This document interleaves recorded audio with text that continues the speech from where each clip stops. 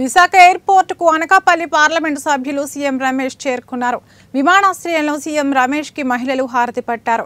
NDA కూటమి కార్యకర్తలు, అభిమానులు, నాయకులు ఘన స్వాగతం పలికారు. ఈ సందర్భంగా రమేష్ మాట్లాడుతూ రైల్వే శాఖ స్టాండింగ్ కమిటీ చైర్మన్ ఇవ్వడం చాలా ఆనందంగా ఉందన్నారు. ఈ సందర్భంగా ప్రధానమంత్రికి కృతజ్ఞతలు తెలిపారు.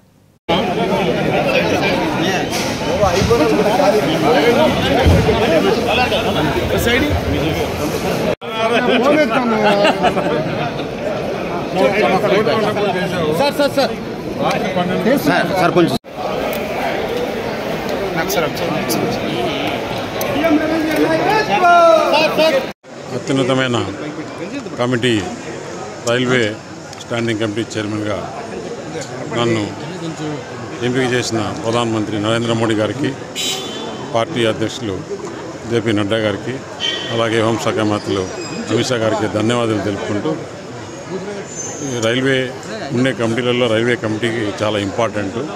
మనకు కూడా చాలా ఇష్యూస్ ఉన్నాయి. దీనివల్ల ప్రయాణికులకి ఏ విధంగా ఇంకా మంచి సౌకర్యాలు కల్పించాలి, అలాగే ఫ్రైట్ కారిడార్ను ఏ విధంగా డెవలప్ చేయాలి. ఎందుకంటే రైల్వేస్లో డెవలప్మెంట్ చేసడానికి చాలా ఉంది.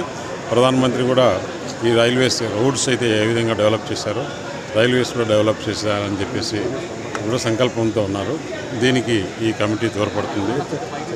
ఈ బాధ్యత ఇచ్చిన దానికి ధన్యవాదాలు తెలియజేసుకుంటూ ఇక్కడ వచ్చిన ఈరోజు నాయకులకి అందరికీ కూడా థ్యాంక్స్ తెలియజేస్తాను.